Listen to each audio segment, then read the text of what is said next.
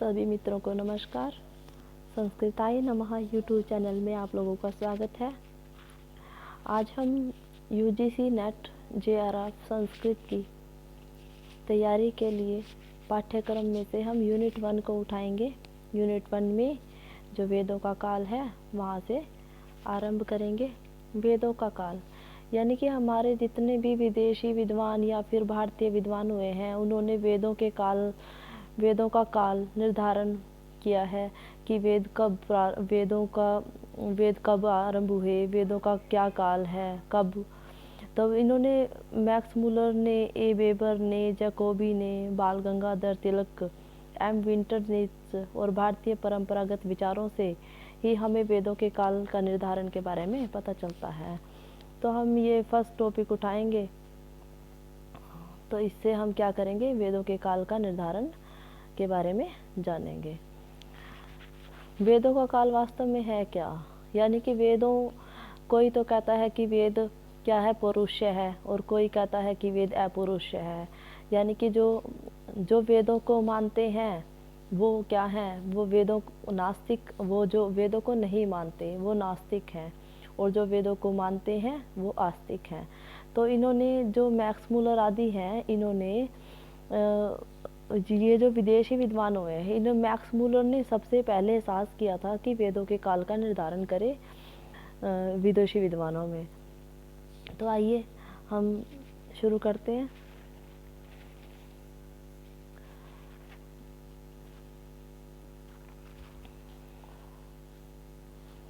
सबसे पहले Friedrich Max Muller. Friedrich Max Muller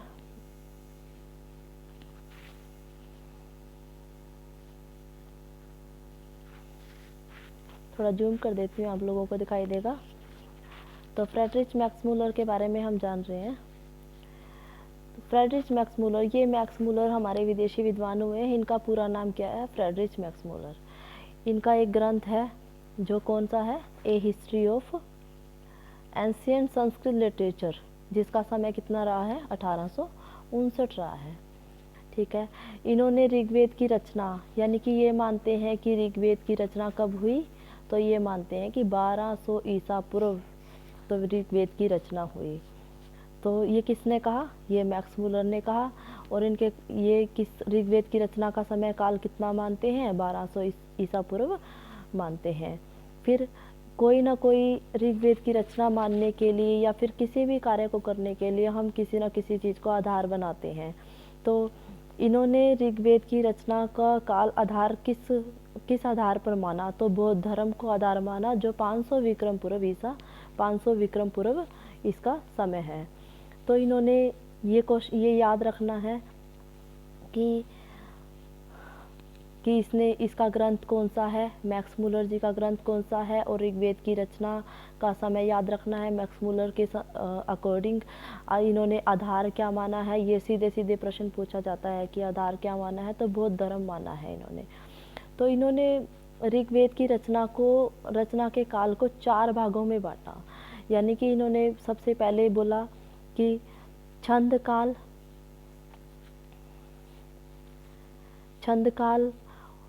फिर उसके बाद मंत्र काल, फिर उसके बाद ब्राह्मण काल, फिर सूत्र काल। यानी कि छंद काल से लेके सूत्र काल तक इन्होंने ऋग्वेद की वेदों के काल को निर्धारित किया है। तो छंद काल का इन्होंने कितना बोला है, छंद काल 1200 ईसा पूर्व से 1000 ईसा पूर्व तक इन्होंने समय निर्धारण किया है इसका। और मंत्र काल 1000 से 800 ईसा पूर्व, ब्राह्मण काल 800 से 600 और सूत्र काल 600 से 200 ईसा पूर्व। तो आप इसको याद रखेंगे क्योंकि पेपर में बिल्कुल सीधे सीधे क्वेश्चन पूछा जाता है, और सीधे कई बार ये बोल देता है कि मंत्र काल का समय बताइए, ब्राह्मण काल का काल बताइए। तो इस हिसाब से आपको ये याद रखना है कि मंत्र काल अगर पूछा जाए तो 1000 से 800 ही ईसा पूर्व ही याद रखना है। तो इसको वैसे क्रम से कई बार क्रम लगाना भी पूछ लेते हैं। तो क्रम क्या है, क्रम के लिए आप इसके माध्यम से इसको याद रख सकते हैं। छंद वाले मंत्रों को ब्राह्मण ने सूत्र कर दिया, तो उसके अकॉर्डिंग भी आप इसको ऐसे याद रख सकते हैं। फिर सीधा 1200, फिर 1000 और फिर 800 और फिर 600 और फिर उसके बाद 200। तो ये क्या है, यानी कि ऐसे याद रखने की भी जरूरत नहीं है 1200 से 1000, 1000 से 800, 800 से 600, 600 से 200, बस सीधा सीधा 1200 1000 देखो यहाँ आ जाएगा, फिर उसके बाद 800, फिर उसके बाद 600, 600 लाइन की लास्ट उसने 200 तक ख़त्म किया है। तो इसको ऐसे याद रख सकते हैं, इधर से ही क्वेश्चन बनता है ज़्यादातर और कहीं से क्वेश्चन नहीं बनता है।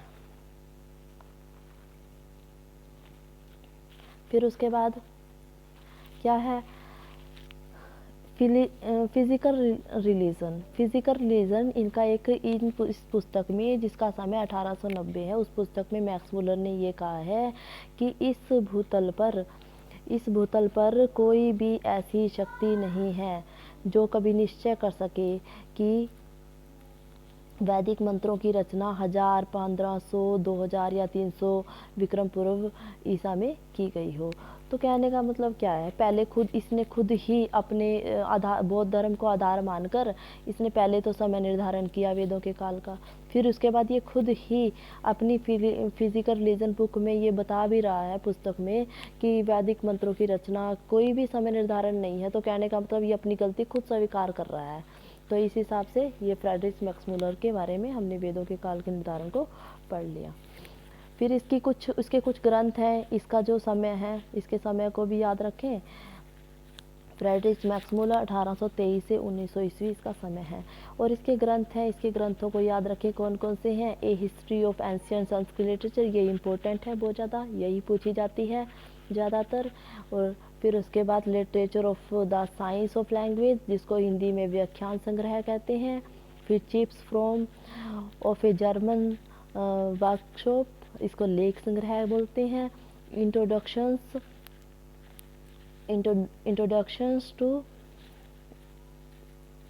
To the science of religions, the science of thought, six system of Hindu philosophy, जिसका समय 1899 है। और physical religion, my autobiography, a fragment, ये है। फिर उसके बाद the sacred book of east, 51 जिल्द से इस बुक को तैयार किया होगा। तो ये हम फ्रेडरिक मैक्स मुलर की ग्रंथ के बारे में जाना, लेकिन इम्पोर्टेंट है जो हिस्ट्री ऑफ एंशिएंट लिटरेचर,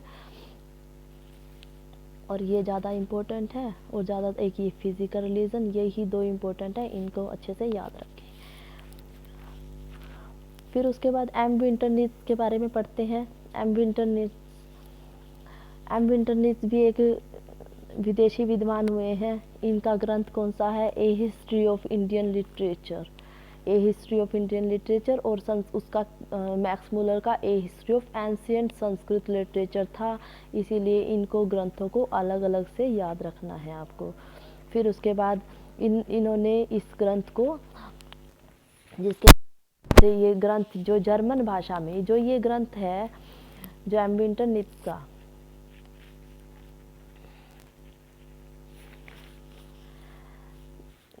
क्या है ये, गैस्ट्रिएटिव डेर इंडिशियन लिटरेचर, यानी कि इसी को जर्मन भाषा में लिखा होगा। तो ये इसी भाषा में यही ग्रंथ है, और इस भाषा को जर्मन भाषा में लिखा है इसने, एम विंटरनित्ज ने।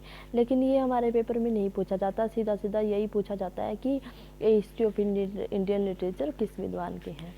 तो विंटरनित्ज ने ब्राह्मण ग्रंथों, पाणिनि व्याकरण की संस्कृत भाषा तथा अशोक के शिलालेखों की भाषा, इन सब का वैदिक भाषा से साम्य को ध्यान में रखते हुए ऋग्वेद का काल निर्धारण 2500 से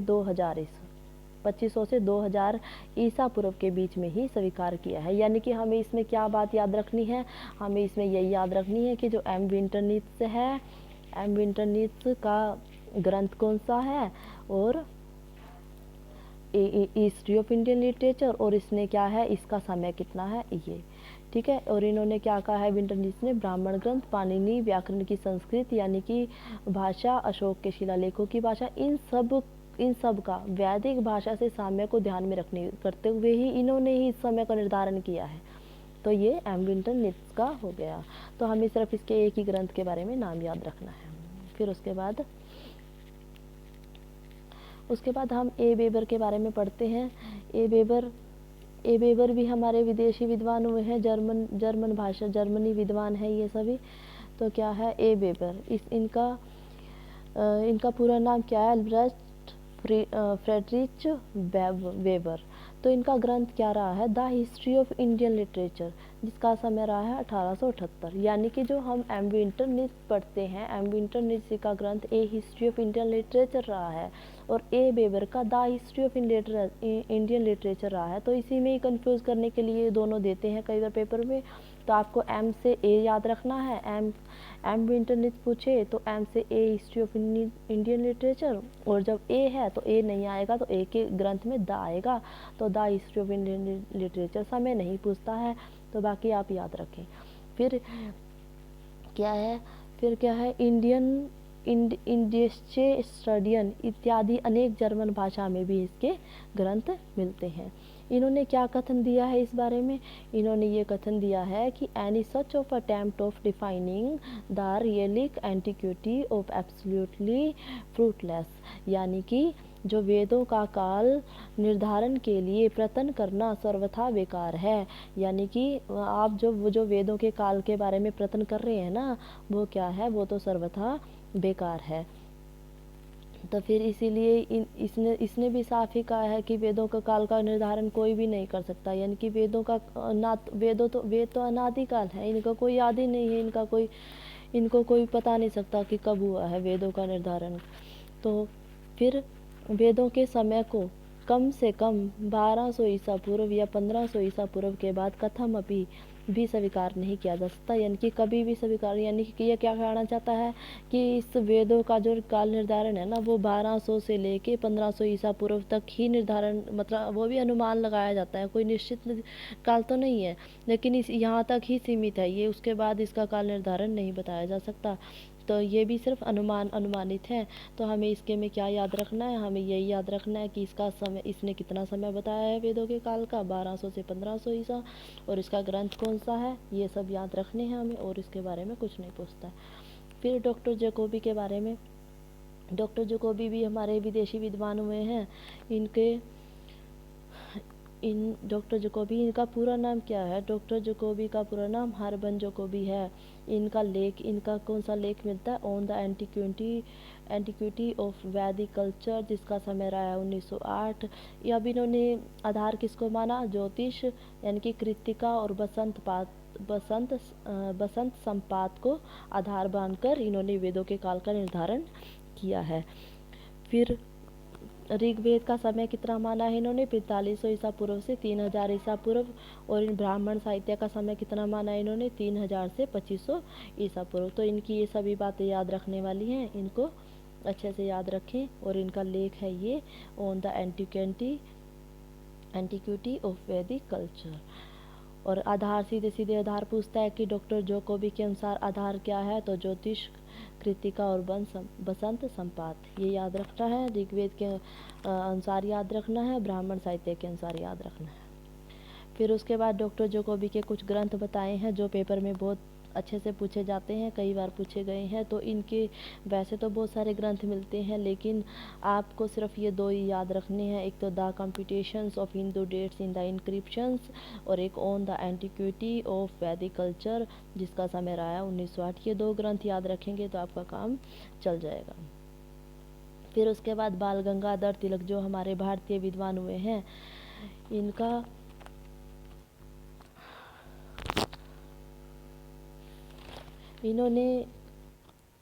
इन्होंने भी क्या है कि आधार, इन्होंने वेदों के काल का जो आधार निर्धारण किया है, वो ऋग्वेद में ज्योतिष विषयक साक्ष्य है जो उनको आधार माना है। और इनके ग्रंथ कौन कौन से हैं, Orion, Arctic home in the Vedas, ये इम्पोर्टेंट हैं। वैसे तो और भी ग्रंथ मिलते हैं इनके, आगे देखेंगे। तो ये दोनों अच्छे से आपको याद रखने हैं।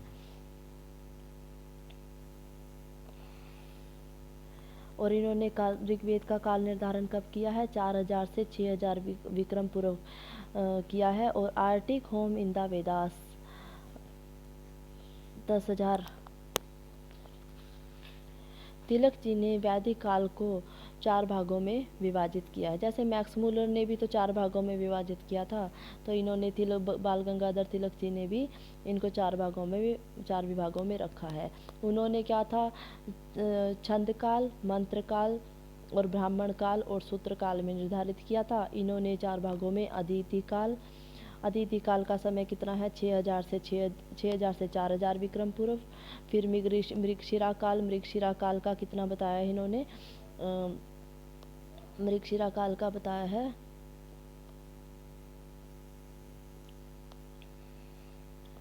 4000 से 2500 विक्रम पूर्व। ऋग्वेद का संहिता, इसमें क्या है, ऋग्वेद संहिता का मंत्र काल भी, मतलब जैसे अदिति काल में तो मंत्र काल इसका वो नहीं बताया है, लेकिन मृगशिरा काल में 4000 से विक्रम पूर्व इसका समय बताया है और ऋग्वेद संहिता का मंत्र काल इनका निर्धारण किया है।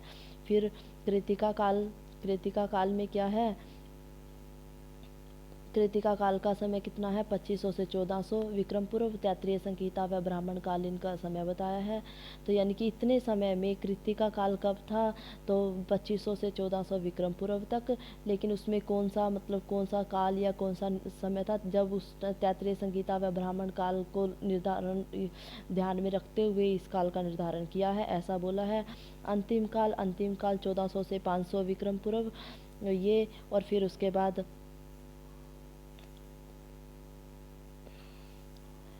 सूत्र ग्रंथों का रचना काल, इसको ध्यान में रखते हुए इन्होंने अंतिम काल का निर्धारण किया है। तो इसको भी वैसे ही याद रखना है आपको। जैसे मान लो अदिति, इसमें क्या है, जैसे अदिति है, मृग शिरा है और कृतिका है और अंतिम है। तो सीधा सीधा ऐसे देखो, 6 से 6000 से फिर उसके बाद 4000 फिर उसके बाद 4000 से फिर 2500 और फिर उसके बाद 1400 ये 1400 हो जाएगा। और विक्रम पूर्व यानी कि इसमें, यानी कि आप सीधा सीधा ऐसे याद रख लें, 6000 के बाद 4000 के बाद 2500 के बाद 1400 के बाद उसने सीधा सीधा 500 विक्रम, यानी कि 500 तक ख़त्म कर दिया इन्होंने। तो ये याद रखना। यानी कि एक बात इसमें ध्यान रखने लायक है कि अगर मान लो, अगर ऋग्वेद का निर्धारण काल पूछे, अगर बाल गंगाधर तिलक जी के अनुसार ऋग्वेद का निर्धारण काल पूछे तो 4000 से 6000 विक्रम पूर्व है, ठीक है। और ये Arctic home in the Vedas, ये इसका समय 10,000 वर्ष पूर्व बताया गया है, इसको अलग से याद रखें। लेकिन अगर हम बात किसकी कर रहे हैं, अगर ऋग्वेद का काल पूछे तो 4000 से 6000 बाल गंगाधर तिलक से। लेकिन जब ये निर्धारण करते हैं अदिति काल, तो इसको यहाँ 4000 से 6000 नहीं बताना, तो उल्टा करना है इसको, 6 से 4000, 6 से 4000 तक करना है। पहले अगर काल पूछे तो 4 से 6, और अगर यहाँ से अदिति मृगशिरा, ये क्रम याद रखें, इसका क्रम भी पूछता है, तो ये यहाँ से 6 से 4 से शुरू करेगा, ना कि 4 से 6। तो इन बातों को याद रखें। और अदिति काल का कोई भी किसी को आधार नहीं माना है इसने, यहाँ पे इसको ऋग्वेद संगीता का मंत्र काल है, कृतिका को तैत्रीय है और अंतिम काल को सूत्र है। और वैसे भी देखो, मृग से ऋग बन रहा है, यहाँ कृतिका कृत तैत्रीय बन रहा है, अंतिम क्या होते हैं, सूत्र होते हैं। तो थोड़ा सा ध्यान रखें हिंट लगा के। फिर उसके बाद बाल गंगाधर तिलक जी के ग्रंथ हैं, दाओरियन है, दाओरियन ग्रंथ मिलता है इनका, जो बहुत इंपॉर्टेंट है, बार बार पूछा जाता है। The Arctic home of the Vedas, ये भी पूछा जाता है, जिसका समय कितना रहा है, 1903।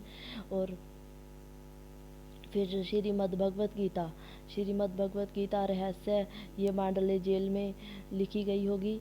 तो the Hindu philosophy of the life, ethics and religions, इसका क्या है, इसका समय 1885 है। तो वैदिक चार्नोलॉजी एंड वेदांग ज्योतिष, वेदों का काल और वेदांग ज्योतिष, ये इनका ग्रंथ है। तिलक पंचांग पद्धति, ये भी इनका ग्रंथ है। तो पेपर में बिल्कुल सीधे सीधे पूछा जाता है। इन ग्रंथों को थोड़े से ही हैं, इनको आप थोड़ा सा दिमाग में रखें। फिर क्या है, भारतीय परंपरागत विचार। भारतीय परंपरागत विचारों के अंतर्गत यानी कि क्या बोला है वेदों के बारे में, कि कि अनादि निधन नित्यः वागुत्सृष्टः शम्भुवः आदहु वेदमहि दिव्या यतः सर्वः प्रवित्यः। यानी कि वेद वेद भारतीय जो परंपरागत विचार भारतीय जो थे वो परंपरागत थे, जो परंपरा से आए हुए उनके विचार, जो परंपरा वाले विचार रखते थे, वो कह रहे हैं कि अनादि निधन जो वेद है वो तो अनादि निधन है, जिसका कोई भी ना तो जिसका आदि है ना कोई आदि, इसका कोई भी आदि नहीं है किसी के बारे में। ये वेद कैसे हैं? नित्य हैं। वाग उत्सृष्टा, ये तो वाणी से ही उस मतलब पैदा हुए हैं। स्वयंभुवः, स्वयंभू ब्रह्मा से पैदा हुए हैं, ब्रह्मा की वाणी से ही पैदा हुए हैं। आदहु वेदमहि, ये जो वेद है ना वो क्या है? आदो दिव्या, दिव्या वाणी से ही सबसे पहले वेद आदि काल से ही पैदा हुए हैं। यतः सर्वा प्रवृत्ति है, यानी कि जो इसमें सब प्रवृत्त, जिसमें ही सब ये सब प्रवृत्त हो गए हैं। तो ये भारतीय परंपरागत विचार ऐसे ही मानते हैं कि वेद नित्य है। देखो अपौरुषय है, अपौरुषय यानी कि ये किसी पुरुष ने नहीं बनाए हैं, ये तो अपौरुषय है, ये तो मतलब नित्य है, इनके वाणी से ही वो उत्सृष्ट हुए, सब ब्रह्मा से ही उत्पन्न हुए हैं। सृष्टि के प्रारंभ से ही वेदों का आविर्भाव हुआ है। फिर उसके बाद एक उदाहरण और दे रहे हैं यहाँ पे, यानी कि ये प्रमाण दे रहे हैं कि पुरुष सुख से कैसे हुआ है। तो पुरुष सुख से क्या है? पुरुष सुख में प्रमाण दिया जा रहा है ये कि तस्मात् यजात सर्वभूत है ऋच है सामानी जजीरे छंदांसी जजीरे तस्मात् यजुस्मात् अजायत है। तो तस्मात् उससे, यानी कि यज से ही सर्वभूत है, सब मतलब पैदा हुए। ऋच है ऋग्वेद पैदा हुए, सामानी जजीरे सामवेद पैदा हुआ, छंदासी छंद पैदा हुए, तस्मात् उसी से ही यजुर्वेद भी पैदा हुआ। तो ये सब इसमें पुरुष सूक्त में प्रमाण दिया गया है। फिर क्या है? अथर्ववेद में क्या कहते हैं? यस्मात् ऋचो अपात क्षण है, जिससे ऋचाएँ निकली। यजुर अस्मात् अपाशकण है, सामानी यस्य है लोमानी, अथर्वंगी रसः मुख स्कंभम तम ब्रूहि कथम स्वीदेव सह। ये सीधा सीधा उदाहरण ही दे देता है कि ये कहाँ से लिया गया है, जो किसके बारे में है। तो भारतीय परंपरागत विचारों में अथर्ववेद से लिया गया है, तो ये सीधा सीधा मंत्र उठा के दे देता है, तो आपको ये ध्यान रखना है। जैसे आदि शंकराचार्य है, आदि शंकराचार्य के बारे में, आदि शंकराचार्य ने वेदों के काल में के बारे में क्या बताया है कि महत ऋग्वेद आदि, यानी कि महान ऋग्वेद आदि है, जो शास्त्र की अनेक विद्या स्थानों से विशाल मतलब बहुत ज़्यादा विशाल है। और प्रदीप की तरह सर्व अर्थ यानी कि सब अर्थों को द्योतिन करने वाले, सब अर्थों को प्रकाशित करने वाले, सर्वज्ञ है कल्पस्य, सर्वज्ञ है सब हर एक सर्वज्ञ की, यानी कि सर्वज्ञ सब कुछ जानने वाले, कल्प की क्या है? योनि, यानी कि कारण है या फिर स्थान है। तो ये सब क्या है? भारतीय परंपरागत विचारों में बताया गया है, जिसमें पुरुष सूक्त का वो दिया है, प्रमाण दिया है, और अथर्ववेद का दिया है, और अथर्ववेद का, और यहाँ पे आदि शंकराचार्य जी के विषय में भी दिया है। तो ये सब याद रखने हैं। तो हमने जैसे जितना जितना जो हमारे सिलेबस में लगा है हम उसी के बारे में पढ़ेंगे ना, और उससे अलग नहीं पढ़ेंगे। तो जो हमारे सिलेबस में लगे थे वो हम पीछे पढ़ चुके। अभी ये देखो इसके ऐसे क्वेश्चन कैसे बनते हैं यहाँ पे। तो जैसे स्वामी विद्वान है ये सारे यहाँ पे, जैसे स्वामी दयानंद जी हैं, इन्होंने वेद मंत्र आधार माना है, तो वेद मंत्र को आधार माना है। तो हमें याद रखना है कि ये स्वामी दयानंद जी ने वेद मंत्र को आधार माना है। और रचना काल क्या माना है इन्होंने? सृष्टि का प्रारंभ। यानी कि ये क्या कहते हैं कि स्वामी दयानंद सरस्वती जी कहते हैं कि हम वेदों का काल सृष्टि के आरंभ से ही हुआ है। और इन्होंने वेद मंत्र को, यानी कि वेद मंत्र कह रहे हैं कि वेद मंत्रों से ही इसका आधार मुझे प्राप्त हुआ है। तो ये वेद मंत्रों का आधार मान के इसका वेदों का रचना काल सृष्टि का प्रारंभ मानते हैं। फिर उसके बाद दीनानाथ शास्त्री चुलैट ज्योतिष आधार मानते हैं, और 3 लाख वर्ष पूर्व इस रचना काल मानते हैं। फिर अविनाश चंद्र दास क्या मानते हैं? भूगर्भ, यानी कि भूगर्भ को आधार मानते हैं। इन्होंने भूगर्भ को आधार माना है, और 2500 ईसा पूर्व इन्होंने समय को माना है।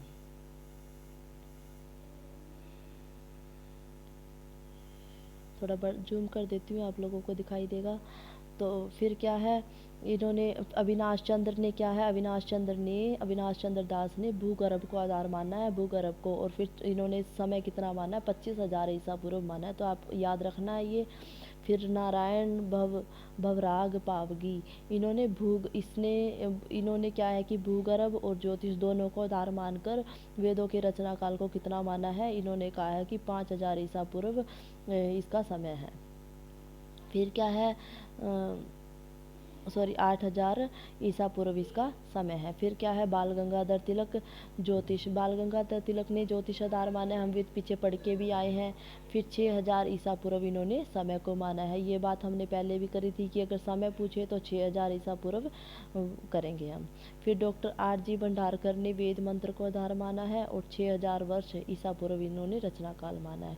शंकर बाल दीक्षित ने ज्योतिष माना है आधार, और इन्होंने 3500 ईसा पूर्व इनका समय माना है। H. जैकोबी यानी कि डॉक्टर जैकोबी के बारे में हम पढ़ के आए हैं। उन्होंने क्या है कि ज्योतिष को आधार मानकर 4,500 से 2,500 ईसा पूर्व इन्होंने समय को माना है। फिर विंटरनीत्ज जिसका ग्रंथ हम क्या पढ़ के आए हैं पीछे, ए हिस्ट्री ऑफ इंडियन लिटरेचर, इन्होंने मितानी शिलालेख को आधार मानकर ही इसका समय कितना निर्धारण किया है, 2500 ईसा पूर्व समय इन्होंने निर्धारण किया है। फिर उसके बाद मैक्स मूलर, जो सबसे पहले पढ़े हैं हमने, मैक्स मूलर बौद्ध साहित्य को आधार मानते हैं और इन्होंने 1200 ईसा पूर्व वेदों का रचना काल माना है। तो ये सब चीज़ें सीरीज़ वाइज हैं, जैसे भी वैसे इसको सीरीज़ वाइज याद, आप आगे पीछे भी याद रख सकते हो, लेकिन ये उस हिसाब से, जैसे सृष्टि का प्रारंभ 3 लाख वर्ष पूर्व, तो इस हिसाब से आप ऐसे याद रखोगे तो आपको अच्छे से याद रहेगा।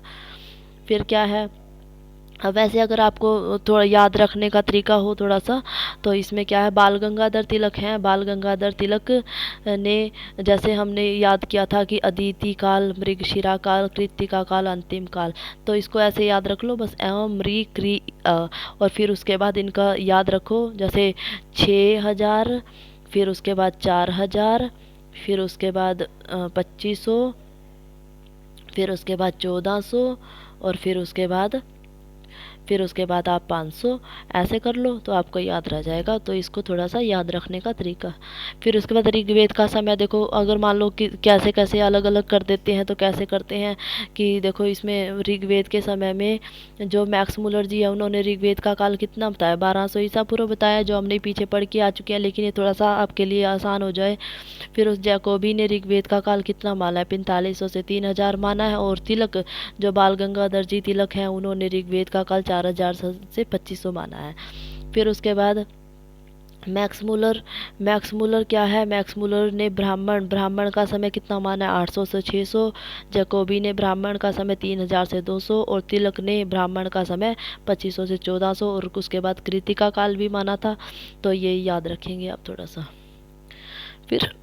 फिर आप इसको थोड़ा सा आपको आसानी रहे तो ज्योतिष आधार, यानी कि ज्योतिष को आधार, अब देखो कि इसने किस किस को ज्योतिष को आधार माना है यहाँ पे, यानी कि ज्योतिष आधार किस किस ने माना है यहाँ पे, दीनानाथ जी मानते हैं ज्योतिष को आधार, नारायण भवराव मानते हैं, उनका समय 7,000 है। तिलक बाल गंगाधर तिलक मानते हैं, शंकर बाल दीक्षित मानते हैं, इन्होंने 3500 इसका समय माना है। जैकोबी ने माना है ज्योतिष को आधार तो 4500। ये सब क्या है, ज्योतिष को आधार मानने वाले हैं, तो इनको थोड़ा अलग रखोगे तो आपको याद रहेगा भी ये ज्योतिष आधार मानने वाले हैं। फिर उसके बाद भूगर्भ को कौन आधार मानते हैं, सिर्फ भूगर्भ को, यानी कि अविनाश चंद्र दास 25,000 मानते हैं। अब भूगर्भ को आधार मान के भवराव पावगी 7,000 मानते हैं। भवराव पावगी ने ज्योतिष भी माना है, देखो जैसे हमने पीछे देखा ही था, ये देखो भवराव पावगी ने हम कितना कि भूगर्भ और ज्योतिष दोनों माने हैं, देखो यहाँ साफ नज़र आ रहा है। तो ये देखो, तो यानी कि अविनाश और पावगी ने दोनों ने क्या माना है, इस अविनाश ने तो भूगर्भ माना है, इसने भी, लेकिन इसने पावगी ने भूगर्भ के साथ ज्योतिष भी माना है। तो इसको आप थोड़ा सा हिंट के साथ याद रखेंगे, थोड़ा सा अच्छे से याद रहेगा। फिर क्या है, फिर हम वेद मंत्र को आधार किस किस ने माना है? वेद मंत्र को आधार माना है दयानंद ने। सृष्टि, इन्होंने बोला था कि सृष्टि के प्रारंभ से ही वेदों का भंडार करने 6000 ईस्वा वेद मंत्र को आधार मानकर माना है। मैक्स मूलर, अकेले मैक्स मूलर ने बोध साहित्य को आधार माना है, और मितानी शिलालेख आधार मानकर विंटरनित्ज जी ने ऋग्वेद के काल का निर्धारण किया है। तो इसी हिसाब से आप ये थोड़ा अलग अलग कर लेंगे। फिर उसके बाद देखो वेद शब्द का अर्थ, यानी कि वेद शब्द का अर्थ क्या है? वेद धातु के 4 अर्थ होते हैं। वेद धातु के कितने अर्थ होते हैं? 4 अर्थ होते हैं। तो इन्होंने विद, एक तो विद सत्तायाम विद्धिवादिगण से विद्यते, विद ज्ञाने अदादिगण से वेत्ति बनता है, विद विचारने रुदादिगण से विनते बनता है, विदर्री लाभे तुदादिगण से विंदती और विंदते बनता है। तो ये इसके लिए ये याद रखेंगे, जैसे विद धातु के 4 अर्थ पूछे जाते हैं, विद सत्तायाम, विद ज्ञाने, विद विचारने और विदर्ली लाभे। जैसे ये इसने दिया है यहाँ पे,